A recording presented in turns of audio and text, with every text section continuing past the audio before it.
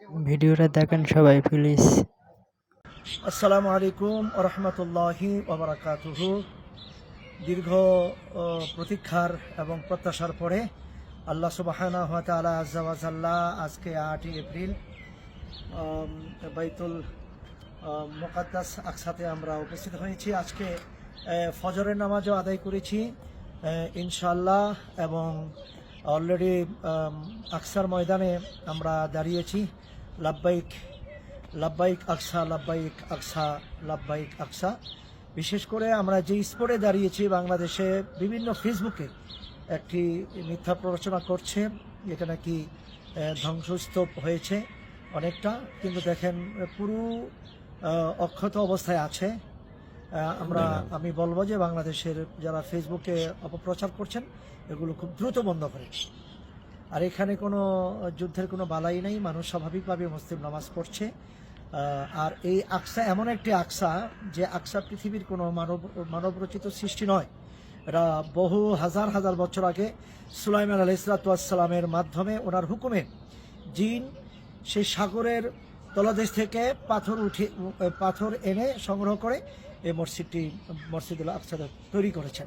বিশেষ করে কোরআনে কারিমে স্পষ্ট আসছে যেন মুসলমানের প্রথম কেবলা ছিল। কোনো কারণে নবী মুস্তাফা সাল্লাল্লাহু আলাইহি ওয়াসাল্লাম তার উপরে কোরআনে কারিম নাজিল হয়েছে, কদ নারা তাকাল্লুবা ওয়াজহিকা ফিস সামাই ফালানুওয়াল্লিয়ান্নাকা কিবলাতান তারদাহা, যে কেবলা পরিবর্তন হয়েছে। মসজিদে হারাম বর্তমানে কিয়ামত পর্যন্ত মুসলমানের কেবলা থাকবে। বিশেষ করে এই মসজিদে আকসা সম্পর্কে কোরআনে কারিমে সবে মেরাজের রজনীতে আল্লাহ পাক কোরআন কারিমে সূরা বনী ইসরাঈলে বলেছেন, সুবহানাল্লাযী আসরা বিআবদিহি লাইলা মিনাল মাসজিদিল হারাম ইলাল মাসজিদিল আকসা।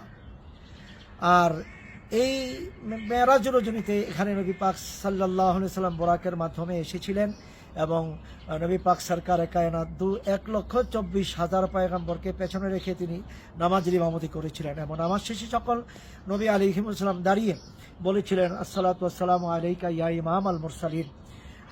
নবীজিকে বাদশাহ, ইমাম, প্রেসিডেন্ট হিসাবে সকল নবী মেনে নিয়েছেন। বিশেষ করে এখানে নবী পাক সাল্লাল্লাহু আলাইহি ওয়াসাল্লামের কদম মোবারক পড়েছেন, এবং 1,24,000 পয়গম্বরের কদম মোবারক পড়েছে। বিশেষ করে প্রত্যেকটি পাথরে পাথরে সূরা ইয়াসিন লেখা ছিল।